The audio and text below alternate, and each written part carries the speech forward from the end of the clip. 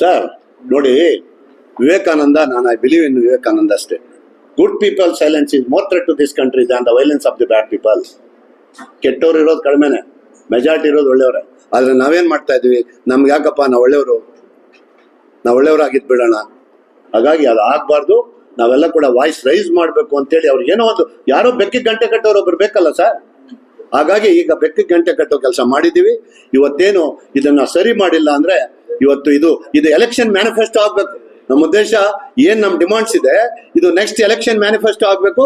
ಮ್ಯಾನಿಫೆಸ್ಟೋದಲ್ಲಿ ಯಾವ ಪಕ್ಷ ಈ ಮ್ಯಾನಿಫೆಸ್ಟೋನಲ್ಲಿ ತರ್ತದೆ, ಎಷ್ಟು ಇದನ್ನ ನಾವು ಮಾಡ್ತೀವಿ ಅಂತೇಳಿ ಅಂತವರು ನಾಳೆ ದೇಶವನ್ನು ಆಳುವಂತ ವ್ಯವಸ್ಥೆ ಆಗ್ಬೇಕು ವಿನಃ ಈ 75,000 ಕೋಟಿ ಇವತ್ತು ಬಾರೋವರ್ಸ್ ಏನಿದ್ದಾರೆ, 75,000 ಕೋಟಿ ಬಾರೋವರ್ಸು, ಅವರು ಇದನ್ನ ಇವತ್ತು ಒಂದು ಅವರ ಹಕ್ಕನ್ನ ಚಲಾಯಿಸೋದ್ರ ಮೂಲಕ ತಮ್ಮ ಡಿಮಾಂಡ್ ಅನ್ನ ಮುಂದಿಡಬೇಕು ಅನ್ನುವಂಥದ್ದನ್ನ ಒಂದು ಪ್ರಯತ್ನವನ್ನ ನಾವು ಮಾಡ್ತಾ ಇದ್ದೀವಿ.